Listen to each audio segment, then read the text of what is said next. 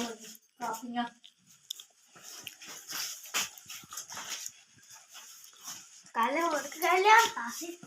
हाँ जी अस्सलाम वालेकुम मेरे प्यारे भैन भराओ। हाँ जी सुनाओ जी की हाल चाल सुनाओ सब ठीक ठाक अम्मी अबू भैन भरा राजी बाजी। हाँ जी अलहमदुलिल्लाह शुक्र अल्लाह दा असी भी ठीक हाँ। हाँ जी इस कुड़ी ने कल रोना पाया भी कोई हिसाब नहीं जी बैग नहीं पसंद आया इन्हें है ते हुण अज स्पैशल गई है बाजार नाल ते बैग कहनी मैं अपनी पसंद का लैना है वा।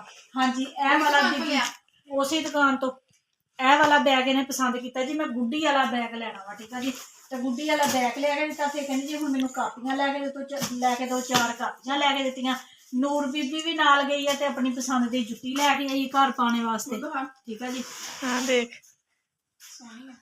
हाँ जी नूर जुत्ती लैके आई है ते फिर ना याद ही नहीं रहा पकाने वास्ते ना मिक्स सब्जियां लैके आनियां सी ते फिर आलू मटर घर पे सी मैं कहा चलो अज ना आलू मटर ही बना देंगे ठीक है जी। सर्दी बहुत ज़्यादा हैगी है जरा भी धुप नहीं निकलन डई भी जरा भी धुप निकलती हो उतों साडा ना तवी का बालन भी मुक गया है वा ते इन्हां दे पापा का भी टाइम नहीं लगता है वो सुबह ही चल जाते है गड्डी ते इस वजह नाल हुण देखो की बनता है।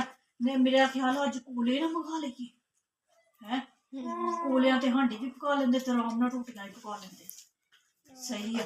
तो जेडे थोड़े जे नूर ते पत्ते पे है ना वो जड़ा बोरा नहीं पत्ते वाला है वो मेरा पुत चक के वो पा दो सवेर नूं नाश्ता वो बन जाएगा नाश्ते दियां जिहड़ियां सुक्कियां रोटियां नहीं पकाई दियां ये आलियां तो उत्थे पकाई दियां ना गैस ते हाँ इदा करते हैं।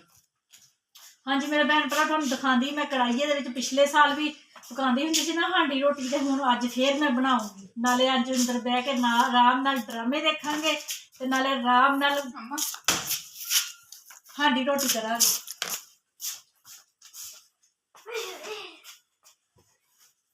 खुला डुला हो गया सारा कुछ एक जे बच भी गई खुश है ना चलो ओते में गत्ता हाँ जी हांडी रोटी करदे तो दिखांदे अपने भैन भरावां नूं। हाँ जी मेरे भैन भरा कोले मंगा ले अंदर निग हो गया वा ठीक है जी। जो सारे कोले मग जाने है ना तो फिर साडी फटाफट जिद्दां गैस से हांडी पकदी है ना उसी तरह हांडी पक जानी है। ते लोग घी हुणे ही पाया वा ते माशाल्लाह पिघल गया वा फटाफट ठीक है जी। घी पिघलदा वा गर्म हुंदा वा ते फिर प्याज पा दे गैस बचाओ ते कोले भगाओ। हाँ जी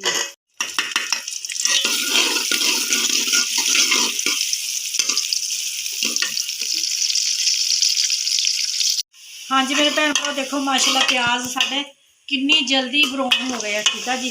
बिस्मिल्लाहिर्रहमानिर्रहीम सारा मसाले असीं पाते कि अदरक लसन टमाटर धनिया कहती हरियां मिर्चा लाल मिर्चा हरियां मिर्चा टमाटर अदरक लसन सारिया चीज़ां पा के मसाले नूं अच्छे तरीके दे नाल ना भुन लईए ठीक है जी। असीं अज बनाउण लगे है आलू ते मटर ठीक है जी। मेथी ना सब्जी वाला आया दोपहरे पता नहीं चलिया तो हुण असीं सुक्की मेथी पानी जी विच खुशबू वास्ते सुक्की मेथी की खुशबू ना बहुत ज़बरदस्त लगती है प्यारी लगती। तो हुण असीं इन्हां मसाला अच्छे तरीके नाल भुन लईए मसाला देख के ते मूँह चों पानी आ जाता वा दिल करदा वा कि मसाले दे नाल ही रोटी खा लीए। एक दिन अम्मा आपां इन्ना बड़ा मसाला बना लेंगे सही है इन्ना बड़ा मसाला बना लांगे। हाँ जी असीं पेड़े हुण इत्थे ही कर लैने आ ते इत्थे अंदर ही रोटी पका लेनी ते कितना मज़ा आंदा पिया है नाल ही असीं देखण डए है रजब दा व्लॉग ते इकरा दा व्लॉग जुलकर दा व्लॉग नाल ही व्लॉग देखण डए व्लॉग हांडी रोटी पकाण डए ठीक है जी। हाँ जी माशाल्लाह माशाल्लाह देखो साडा मसाला किन्ने अच्छे तरीके दे नाल भुज गया हैगा वा ते ऐ सेक आ रहा हैगा ते मज़े ही मज़े। बिस्मिल्लाहिर्रहमानिर्रहीम हाँ जी मटर शामिल कर दिते हैं ठीक है जी ते नाल ही आलू बिस्मिल्लाहिर्रहमानिर्रहीम आलू भी शामिल करते ते मानो जी ना कोई इत्थे चिमटी हैगी ते ना साकी हैगी। हाँ जी काला नहीं हुई ये देश की काली हाँ जी काली भी नहीं हुई तो मज़े के नाल साडी हांडी पक जानी है ठीक है जी। हुण मैं ना भुन के घंटा भी लगना पा देना है मसाला ओ पानी विच पा देना ते नाल ही फिर मैं ना पेड़े कर लवां जाती हांडी पकनी ते आ मानो दी जुत्ती है ना दे ला ए नवीं जुत्ती पा के तू बाजार गई सी ते आके फिर रखनी रुक जा जी पानी हाँ जी पानी पाता वा ठीक है जी। हुण ना हांडी नूं ढक ਅੰਦਰ ਨਿੱਘ ਹੋ ਗਿਆ ਨਾ। ਕਿੰਨਾ ਨਿੱਘ ਹੋ ਗਿਆ ਵਾ। ਤੇ ਹੁਣ ਨਾਲ ਹੀ ਆਪਾਂ ਕਰ ਲਈਏ ਪੇੜੇ। ਠੀਕ ਆ ਜੀ। ਤੇ ਜਾਤੀ ਹਾਂਡੀ ਪੱਕਦੀ ਤੇ ਜਾਤੀ ਸਾਡੇ ਪੇੜੇ ਢਲ ਜਾਂਦੇ। ਤੇ ਆਟਾ ਹੈਗਾ ਵਾ ਫ੍ਰਿਜ ਦਾ।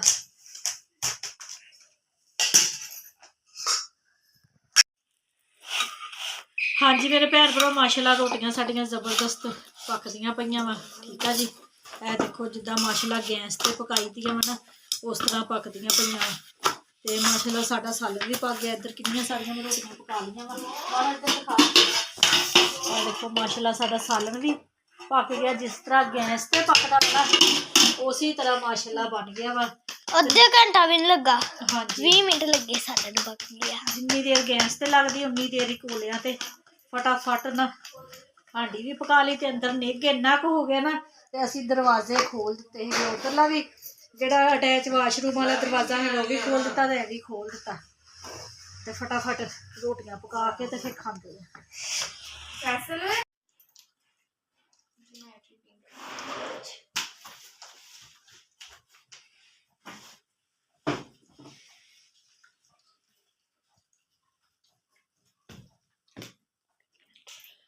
ਹਾਂਜੀ ਮੇਰੇ ਭੈਣ ਭਰਾ ਹਾਂਡੀ ਰੋਟੀ ਹੋ ਗਈ ਆ। ਅੰਦਰ ਬੈਠੇ ਠੀਕ ਆ ਜੀ। ਬਾਕੀ ਹੁਣ ਚਾਹ ਰੱਖ ਦਿੱਤੀ ਹੈਗੀ ਆ ਪੱਕਣ ਵਾਸਤੇ। ਇਹਨਾਂ ਕੋਲਿਆਂ ਤੇ ਸਾਡੀ ਚਾਹ ਪੱਕ ਜਾਣੀ ਹੈਗੀ ਆ। ਤੇ ਨਾਲੇ ਅੰਦਰ ਕਮਰੇ 'ਚ ਨਿੱਘ ਵੀ ਹੋ ਗਿਆ ਐਡਾ ਸੋਹਣਾ। ਤੇ ਸਕੂਨ ਨਾਲ ਹਾਂਡੀ ਰੋਟੀ ਵੀ ਹੈਗੀ ਆ। ਮਾਸ਼ਾਅੱਲਾ ਇੰਨੇ ਜ਼ਬਰਦਸਤ ਬਣੇ ਹੈਗੇ ਆਲੂ ਮਟਰ। ਠੀਕ ਆ ਜੀ। ਤੇ ਰੋਟੀਆਂ ਵੀ ਇੱਥੇ ਪੱਕ ਗਈਆਂ ਤਵੇ ਤੇ। ਤੇ ਹਾਂਜੀ ਮੇਰੇ ਭੈਣ ਭਰਾਵਾਂ ਨੂੰ ਸਾਡਾ ਅੱਜ ਦਾ ਵਲੋਗ ਅੱਛਾ ਲੱਗਿਆ ਤੇ ਲਾਈਕ ਕਰਿਓ, ਸਬਸਕ੍ਰਾਈਬ ਕਰਿਓ, ਘੰਟੀ ਦਾ ਬਟਨ ਲਾਜ਼ਮੀ ਪਾ ਦਿਓ। ਠੀਕ ਆ ਜੀ। ਤੇ ਹਾਂਜੀ ਮੇਰੇ ਭੈਣ ਭਰਾ ਜਿੱਥੇ ਜਿੱਥੇ ਵੀ ਰਹਿ ਰਹੇ, ਜਿਹੜੇ ਜਿਹੜੇ ਮੁਲਕ 'ਚ ਰਹਿ ਰਹੇ ਮੈਨੂੰ ਦੇਖ ਰਹੇ, ਖੁਸ਼ ਰਹੋ, ਸ਼ਾਦ ਰਹੋ, ਆਬਾਦ ਰਹੋ, ਹਮੇਸ਼ਾ ਹੱਸਦੇ ਤੇ ਮੁਸਕਰਾਉਂਦੇ ਰਹੋ। ਠੀਕ ਆ ਜੀ। ਆਪਣੀਆਂ ਦੁਆਵਾਂ 'ਚ ਮੈਨੂੰ ਯਾਦ ਰੱਖਿਓ। ਮੈਂ ਵੀ ਆਪਣੀਆਂ ਦੁਆਵਾਂ 'ਚ ਆਪਣੇ ਭੈਣ ਭਰਾਵਾਂ ਨੂੰ ਯਾਦ ਰੱਖਦੀ। ਮੈਨੂੰ ਦਿਓ ਹੁਣ ਇਜਾਜ਼ਤ। ਅੱਲਾ ਹਾਫਿਜ਼। ਅੱਲਾ ਹਾਫਿਜ਼।